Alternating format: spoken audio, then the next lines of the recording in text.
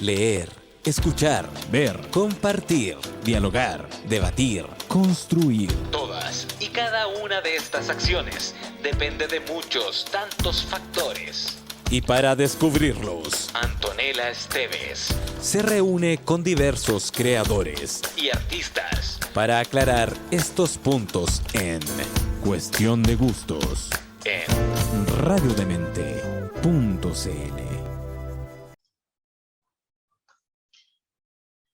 El literario es, sobre todo, el territorio del conflicto de interés. Vivimos enjuiciando y enjuiciados por los pares, intencionadamente, cruzando una y otra vez las fronteras de nuestros particulares intereses.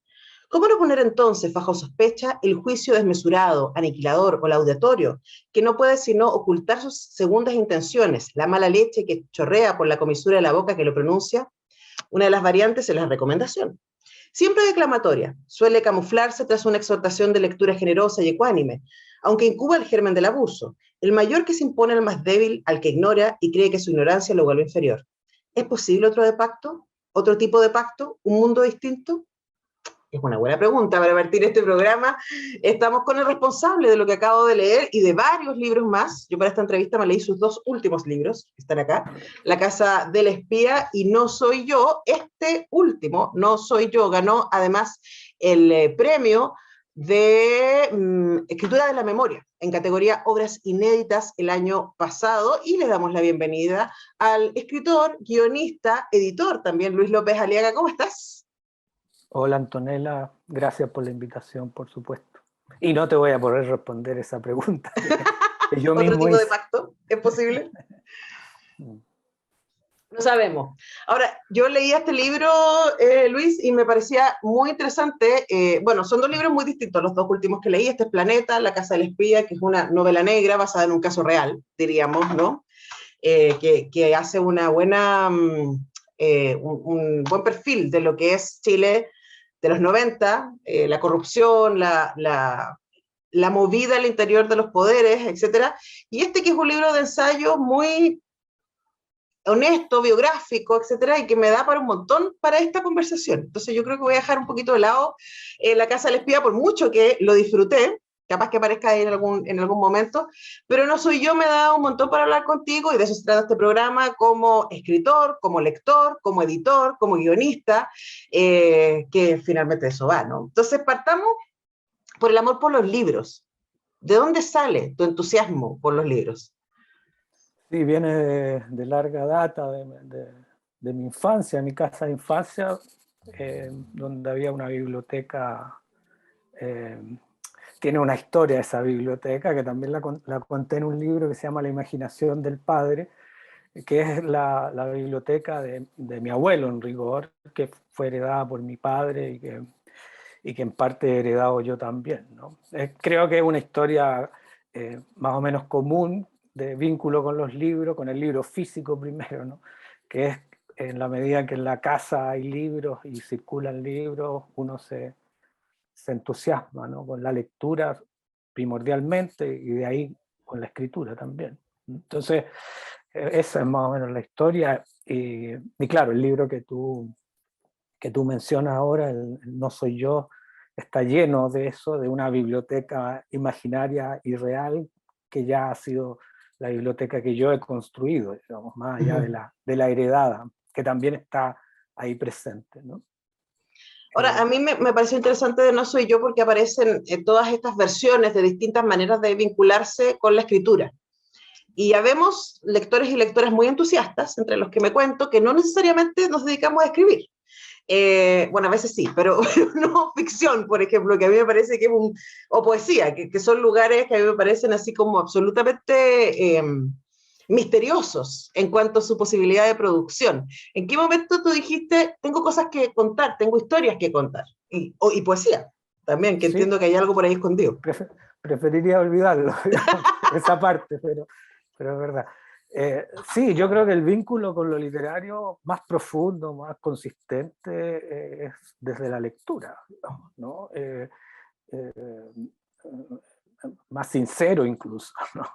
La escritura surge casi como una deficiencia o una necesidad extraña, donde se mezclan ya demasiadas cosas, algunas algo espurias, digamos, ¿no? Como la idea de exhibirse, ¿no? Hay una necesidad también en eso, que desde el lado más positivo podríamos decir, de comunicarse, de tratar de decir algo que de otra manera no se puede decir.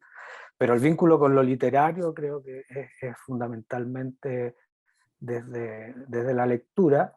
Y claro, la escritura comenzó también tempranamente, la escritura en mí, digamos, y como un ejercicio de imitación, básicamente, ¿no? Yo todavía me acuerdo que escribí, no sé, habré tenido 10, 11 años y escribí un librito. Digo un librito porque lo hice como libro, lo pensé como libro, lo escribí en papel, en hojitas pequeñas, ¿no? Y era una imitación de Julio Verne, digamos. Entonces quiero decir, ahí había algo como claro, no podría inventar otra historia respecto a la necesidad de comunicación, pero era más bien la necesidad de figuración a esa edad, o de ser un poco como imaginaba a los autores que escribían los libros que tenía en la biblioteca de mi padre, digamos, en la biblioteca de mi casa. ¿No?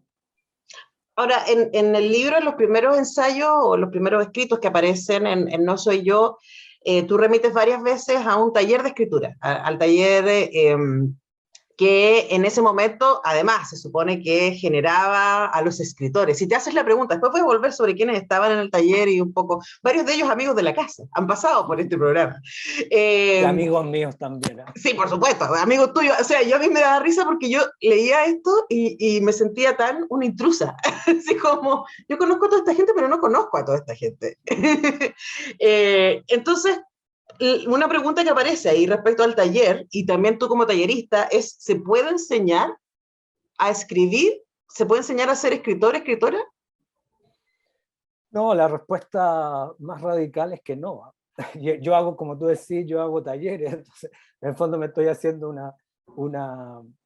una antipublicidad, si se quiere, pero la verdad, pero me parece que es mejor ser transparente en eso, y lo digo también desde el comienzo, ¿no? Que no se aprende a escribir en el taller. Lo que no quiere decir que el taller no sirva para nada, digamos. Sirve para otras cosas asociado al oficio, por supuesto, pero a escribir, digo, un escritor puede prescindir de un taller de todas maneras, digamos. No es una necesidad de que alguien haya pasado por un taller, ¿no? Y lo digo como haber participado de ese taller de Skármeta en los 90, y ahí hay un punto de cruce entre este libro No Soy Yo, que habla harto de esa época, que la considero la época de formación de mi generación literaria, y la novela que tú citaste, del caso Rocha, digamos, porque hay una base ahí que también, una base espuria, por cierto, que ocurre en los 90, ¿no? La época de la postdictadura, en fin. Hay una ética incluso, creo que cruza todos los espacios, el literario también, por supuesto. Sí, tengo varias preguntas respecto a los 90 y su espejeo con el presente, pero las voy a dejar para el regreso de la canción. Luis López Aliaga, ¿qué vamos a escuchar? Mira, yo pensé en Paolo Conte, una canción que se llama Vía con me. Ay, qué linda canción esa. Ya, pues vamos a escuchar eso. Estamos con Luis López Aliaga haciendo Cuestión de Gusto. Hace frío. Al parecer, aquella fuente de soda de la Avenida Salvador no cuenta con ningún tipo de calefacción. Así es que aquel muchacho, que no soy yo, o que ya no soy yo, pero al que ahora quiero ver desde acá, observarlo en ese tiempo verbal que lo angustia, extraer desde ahí algún matiz nuevo, una pequeña luz para este otro presente, desde el que escribo. Ese muchacho que lleva mi nombre, digo, permanece con la parca de plumas puesta, mientras se toma ya la segunda cerveza y mira de reojo extra jóvenes. Ya no soy yo, es el libro que estoy leyendo de Luis López Aliaga, también va a aparecer por ahí La Casa del Espía, que es lo último de una fructífera producción que incluye también Cuestión de Astronomía, del 95, Fiesta de Disfraces, del 97, El Verano del Ángel, del 99, Bazar Imperio, del 2005, El Bulto, del 2010, Primos, del 2011, La Imaginación del Padre, del 2014, Geografía de las Nubes, 2016, Mundo Salvaje el 2017, es un montón. Pues, ¿te pasa que escuchas la lista y dicen qué momento? Demasiado lo encuentro. Demasiado e innecesario. Además de varias teleseries y series, Sí, sí. digamos, Sí, ¿no? porque trabajé harto tiempo escribiendo guiones para la televisión. Bueno, después vamos a hablar un poco de ese formato, pero hablemos un poco de los 90, porque La Casa del Espía se basa, ¿no?, en el caso Rocha, y tiene, o sea, aquí está novelado y es muy seductor, es un libro, es una novela negra para mí desde afuera, ¿no?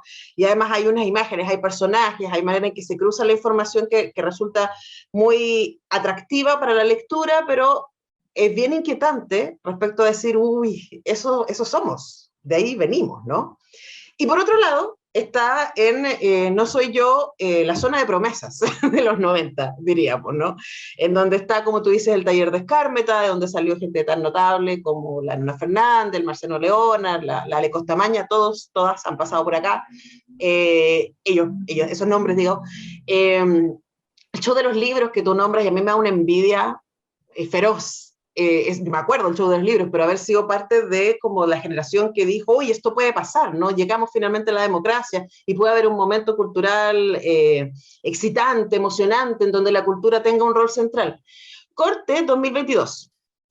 Y aquí estamos, pues. ¿Tú sientes que hay como un espejeo de épocas? Sí, bueno, sin duda hay cosas que permanecen. De más está decir que han habido también demasiados cambios, digamos, ¿no? Personales y colectivos, ¿no?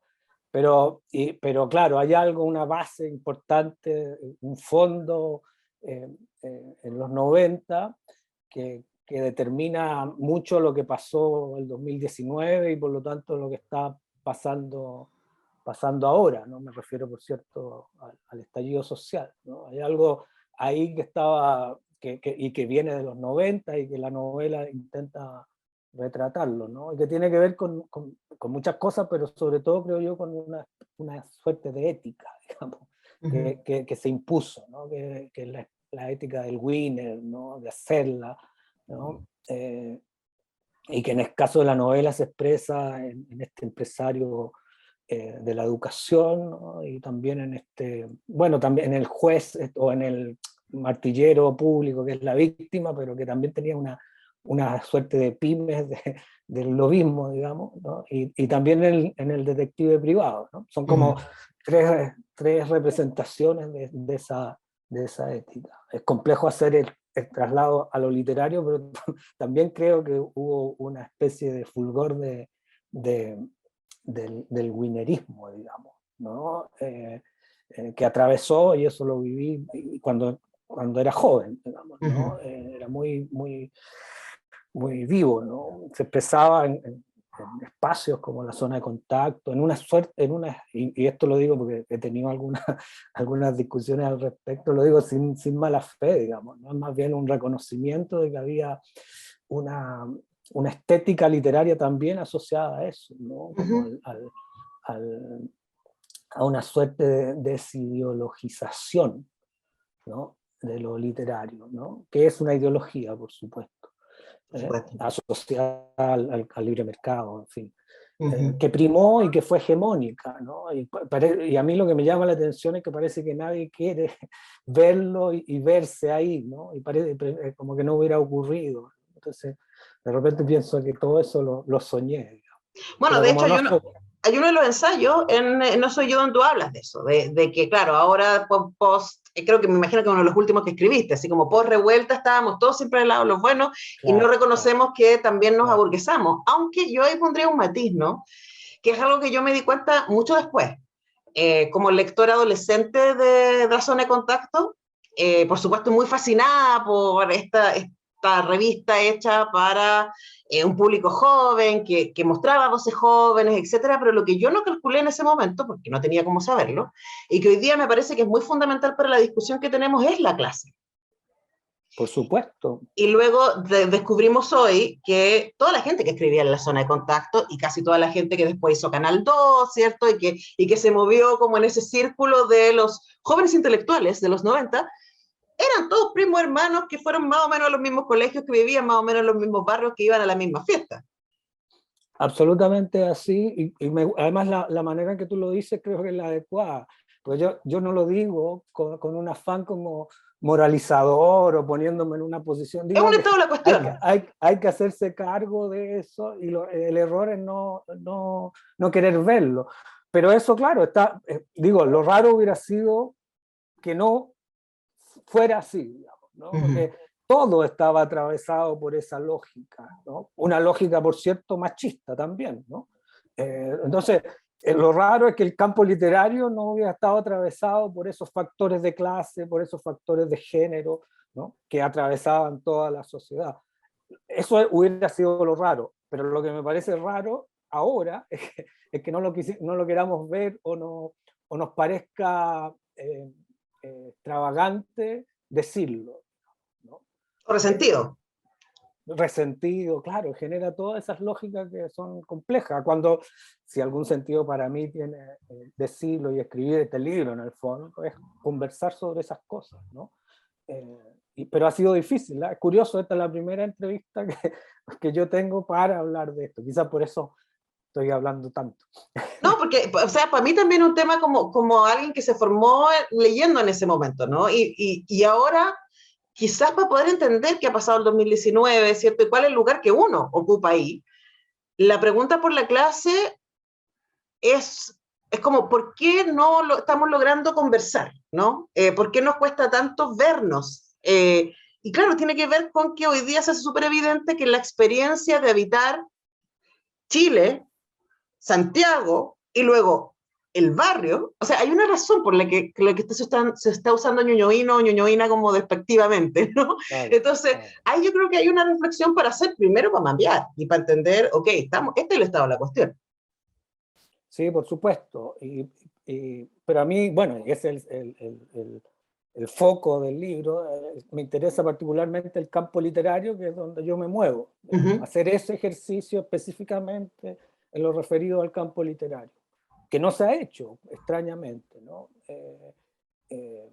Esa mirada hacia atrás, que, insisto, no tiene que ver con yo tratar de ponerme en una posición distinta o salvarme de algo, ¿no?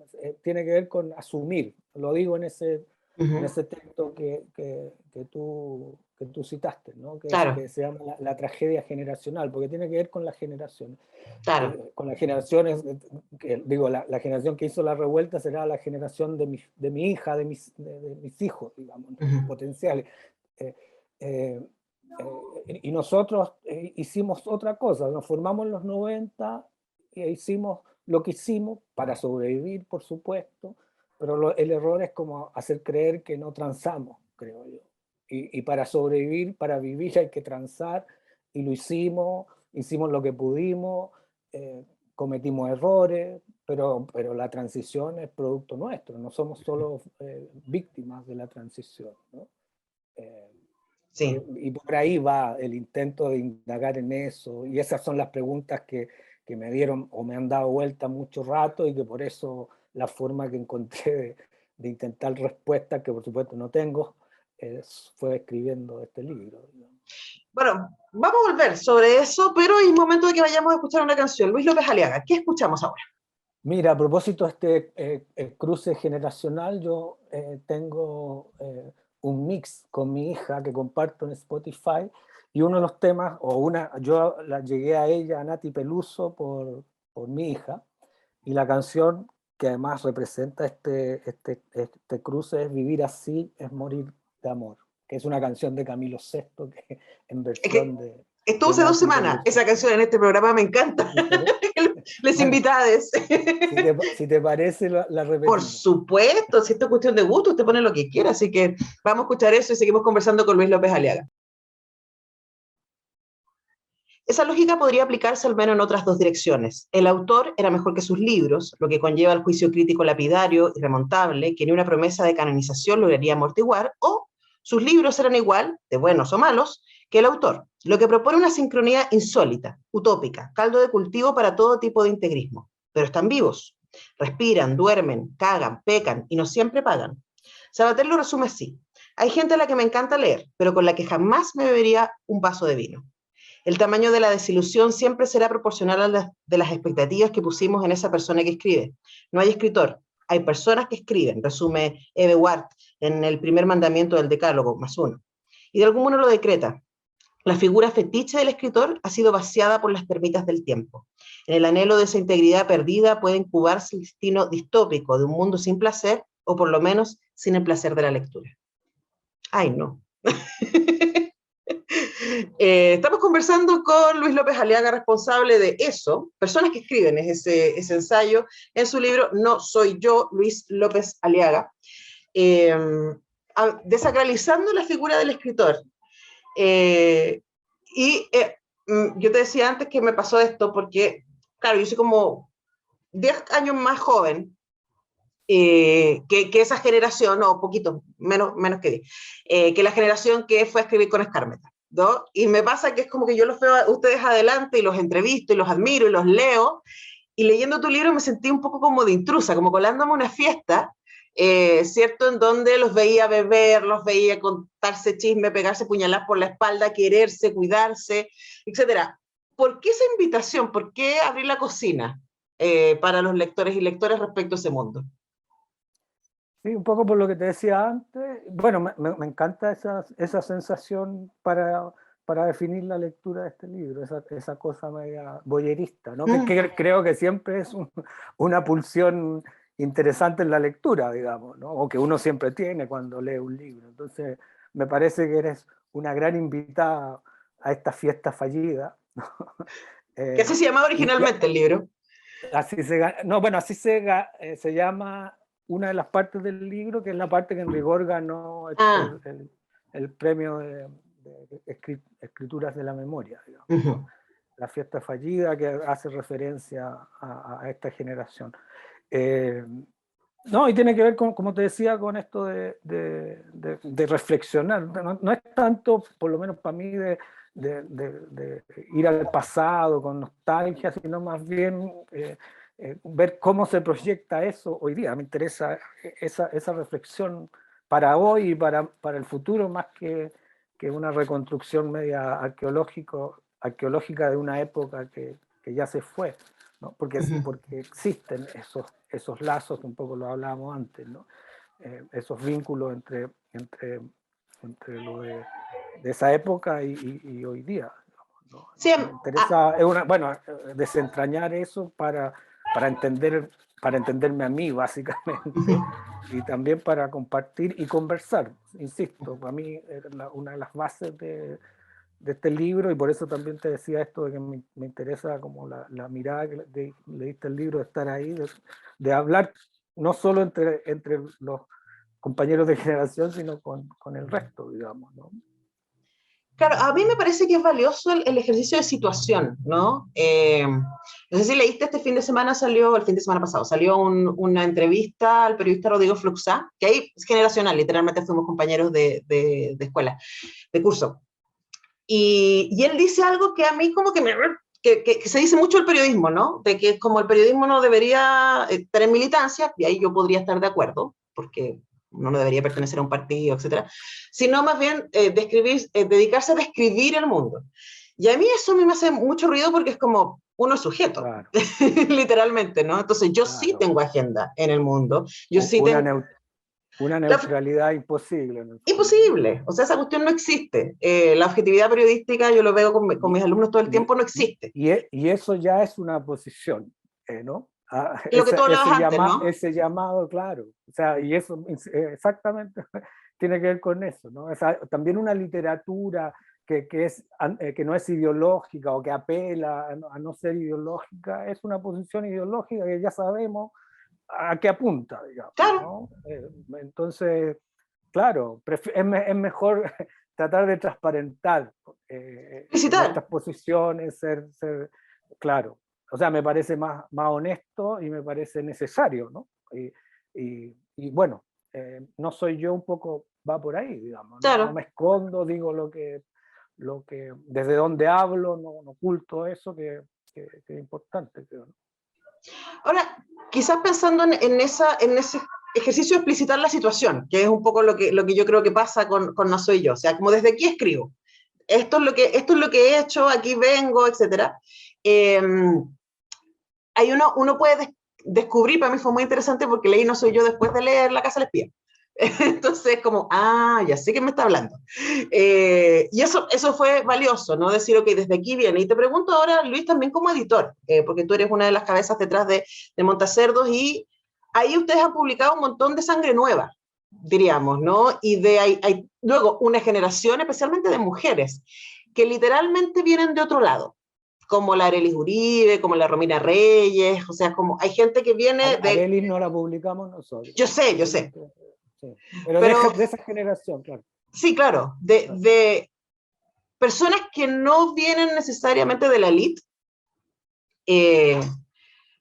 aunque llegaron a estudiar en la Chile, y ahí uno inmediatamente dice, nos colamos, yo también con ese lote, que nos colamos, no veníamos de ahí, pero que por venir de otra situación pueden hacer otra literatura, o hablar de otras cosas. ¿Qué te pasa a ti con eso como lector, como parte del panorama literario y también como editor? Claro, bueno, Montacerdo, que también lo cuento en No Soy Yo, el origen, ¿no? Pero el origen tiene que ver también con esta necesidad de hablar en el campo literario, ¿no? Y de establecer ciertas conversaciones que me parecen relevantes, ¿no? Y es lo que hemos tratado de hacer en este caso con la gente, con mis socios y con la gente que trabaja en Montacerdo, de establecer conversaciones que en general se omiten o no están, digamos, ¿no? Y hacerlas de la manera en que se hace desde una editorial, publicando autores y autoras que nos parecen relevantes, ¿no? Es una toma de postura, una vez más, digamos. No hay neutralidad en lo que hacemos, ¿no? Y en ese sentido, efectivamente, hemos publicado muchas mujeres, creo que incluso hay, en términos cuantitativos, hay predominancia de mujeres. No es algo tampoco demasiado programático en el sentido que lo hiciéramos tan, sino porque encontrábamos que había una desproporción entre lo que se publicaba, particularmente en Chile, de mujeres, cuando nosotros empezamos, digamos. Y nosotros partimos publicando, nuestro primer libro fue Mariana Enríquez, ¿no? Porque encontrábamos que era absurdo que Mariana Enríquez no estuviera en Chile, ¿no? No la conocía nadie en Chile. Bueno, no era la Mariana Enríquez que ahora, pero ya en Argentina sí circulaba como autora, y con ella debutamos, digamos, ¿no? De alguna manera Gran debut, por supuesto, y estamos, no, de hecho, bueno, somos Mariana Enríquez en algún sentido, pero claro, partió eso, y esa fue nuestra primera bandera, digamos, con la que quisimos decir algo en el campo editorial, digamos, ¿no? Y de ahí, bueno, seguimos publicando, como tú dices, Romina Reyes, Liliana Colanzi, Margarita García Roballo, latinoamericanos también, fue como nuestra apuesta, porque por lo que te decía, ¿no? Era absurdo, era raro, hoy día ya no, pero que no circularan esos autores, que eran autores relativamente jóvenes, tampoco eran adolescentes, digamos, Federico Falco, ¿no? Nos parecía que no tenía sentido que no se conocieran en Chile, ¿no? Por ahí partimos. Y efectivamente es, como te decía, un punto de vista, ¿no? Una toma de posición respecto a lo literario, a los libros. Ese es el impulso de Montacerdo. Sí, yo tengo un montón de preguntas respecto a las decisiones que están detrás de Montacerdo, pero las dejaré para el retorno, ¿no? Luis López Aliaga, ¿qué vamos a escuchar ahora? Mira, ahora me gustaría escuchar a Jorge González, por todo lo que representa generacionalmente también, y en este caso la canción Fe, que creo que es una forma de resiliencia amorosa que siempre viene de bien. Es necesaria. Ya, pues, vamos a escuchar Fe. Entonces estamos con Luis López Aliaga haciendo Cuestión de Gustos. Continuamos haciendo Cuestión de Gustos, estamos con Luis López Aliaga, estamos comentando su más reciente disco, iba a decir, cachete, No Soy Yo, que fue editado por Weathers, también La Casa del Espía, que fue editado por Planeta. Los otros, Me encantó en todo caso. Del nuevo disco, sí, bueno, quién sabe. Ha sido muy prolífico, en cualquier momento aparece un disco. Bueno, y estábamos hablando antes de escuchar a Jorge González respecto a Montacerdos, y Tú no soy yo, hablas de esa conversación con dos amigos, ¿cierto? Uno se los imagina ahí peleando o hablando muy fuerte en el patio, y yo siempre me pregunto, tengo la fortuna de recibir mucha producción de las editoriales independientes chilenas que están haciendo cosas realmente alucinantes, y yo me pregunto, en un país en que no se lee mucho, que no se venden muchos libros, ¿por qué uno se lanzaría a una cosa tan kamikaze como tener una editorial? Sí, buena pregunta, ¿no? Es una pregunta que nos venimos haciendo hace casi ya 10 años. Pero, no, bueno, tiene que ver también con el origen de esta conversación, ¿no? La pasión que sentimos por los libros, digamos, ¿no? Pero aún así también, claro, uno puede ahondar en esa mirada y en ese discurso que no deja de tener razón, pero hay un espacio donde los libros circulan, hay una comunidad de lectores importante, y eso es lo que hemos ido logrando con Montacerdos también, ¿no? Y eso es reconfortante, y eso es lo que nos mantiene en pie, digamos, en el sentido literal también, ¿no? Que hay una comunidad de gente que le gusta los libros que publicamos, ¿no? Porque tenemos afinidades de todo tipo, digamos, ¿no? Que no, puede ser una comunidad no muy extensa, no una multitud, pero una comunidad comprometida, ¿no? Como los auditores y auditoras de Radio Universidad de Chile y Radio Demente, como eso, ¿no? Tienes que reconocer que eso es reconfortante, ¿no? Saber que existen esas personas y que uno se las encuentra en las ferias y que te dan ánimo para seguir, literalmente. Te dicen, bacán lo que están haciendo, y hablamos de libros con ellos, digamos, ¿no? Entonces esa circulación creo que es la que explica todo finalmente, ¿no?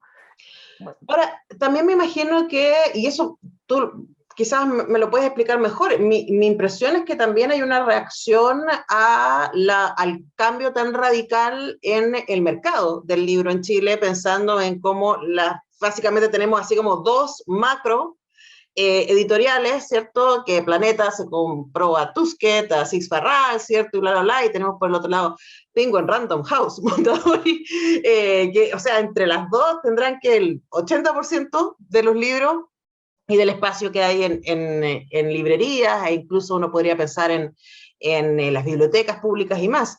Pero claro, hay un mundo que se está quedando afuera ahí, pues. Sí, bueno, es un panorama en todo caso dinámico, ¿eh? Hablando de los 90 era una cosa drástica en ese sentido. Había dos editoriales y si alguien no publicaba en esas editoriales, y por lo tanto se publicaban pocos libros, ¿no? Pero era muy difícil acceder a ellos.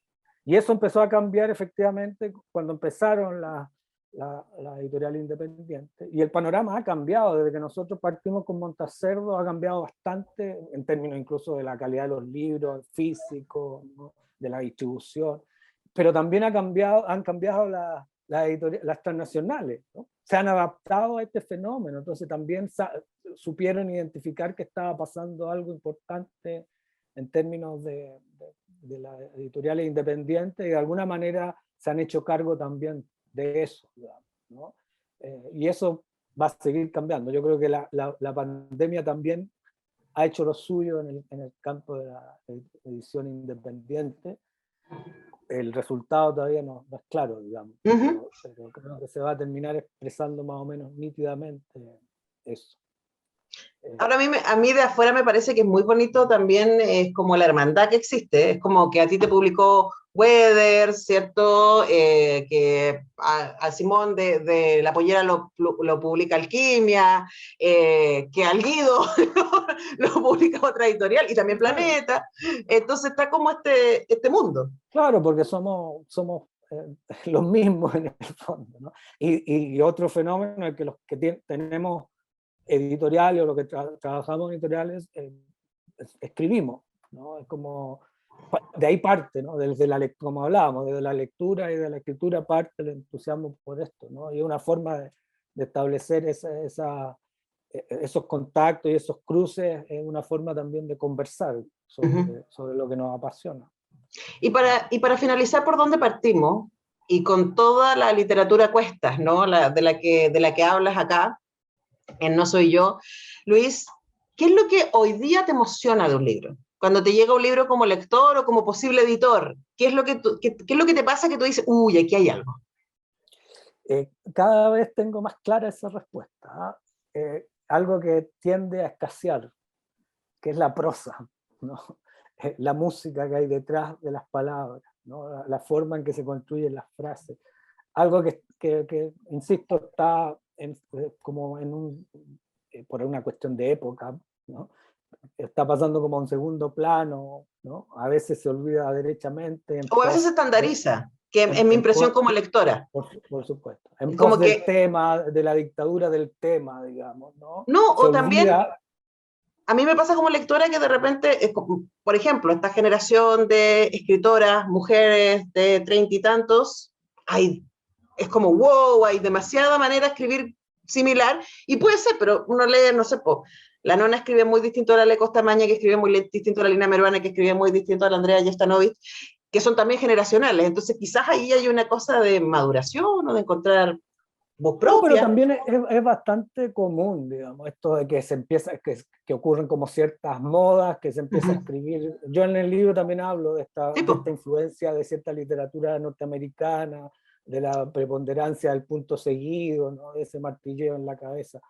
Es más o menos común. Lo que digo que y bueno, y eso también habla, claro, como la despreocupación por la materia misma con la que trabajamos, ¿no? Con las palabras. Entonces, a tu pregunta es eso, lo que más, cada vez cuando encuentro eso, que insisto, es una música, ¿no? No es como ni el tema, ni la historia, ni la trama, es ese sonido, esa música que es hipnótica, en el decir de Mario Legrero. Eso es lo que cada vez me apasiona, y cuando ocurre, porque es una anomalía, insisto, es notorio y es un placer. Sí, estaba pensando en un par de libros de montacerdos que haya leído recientemente que tienen eso, Lina Negra, de la Yasmina Barrera, que es belleza. Gracias por publicar ese libro.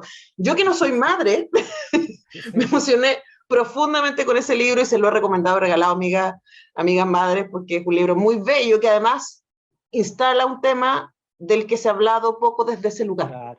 Claro. Bueno, sí, también es de nuestra favorita, Jasmina, y este año vamos a publicar otro libro de ella. Eso es una premisa. Eso, porque te iba a preguntar, el próximo libro, que es como algo de bordado. Sí. No me sé el título, viste que tengo mala memoria. Y estaba pensando también... Punto de cruz. Estaba pensando también el de colombiano, ¿Cárdenas? Sí. ¿Omar? No, Juan Cárdenas. Juan Cárdenas, estoy cambiando. Ese lo publicamos en una coedición con Banda Propia, que es también el segundo libro que publicamos en coedición con Banda Propia de Juan Cárdenas. Sí, porque es un autor que tampoco circula mucho en Chile y que nos parece... Y en Colombia es heavy. Yo estuve allá y es como, wow, es muy, muy reconocido. Así que bueno, gracias Luis López Aliaga por publicar y traer hasta nuestro pequeño mercado estos libros fascinantes, y gracias también por escribir y compartir con nosotros tus reflexiones en estos libros que tengo acá, La Casa del Espía, Planeta, No Soy Yo, de Weathers, y gracias por este tiempo con Cuestión de Gustos. Y gracias a ti, Antonella, porque esto también, o sea, lo que tú haces sin duda es parte de todo el circuito del libro, ¿no? O sea, es indispensable, ¿no? Lo que tú haces. Entonces, desde todos los puntos que te puedo agradecer, como editor, como autor, como lector, te lo agradezco, ¿no? Es un privilegio. No sabes a mí lo feliz que me hacen los libros. Por eso, yo creo que por eso soy buena en lo que hago, porque mi entusiasmo nos cruza. Bueno, oye, vamos a terminar con una canción que vamos a escuchar para cerrar. Mira, una canción de Luca Prodan que se llama Perdedores Hermosos. ¡Ay, perdedores hermosos! Mira, creo que hace bien referencia a cierta ética y estética de lo literario, ¿no? Ya, pues.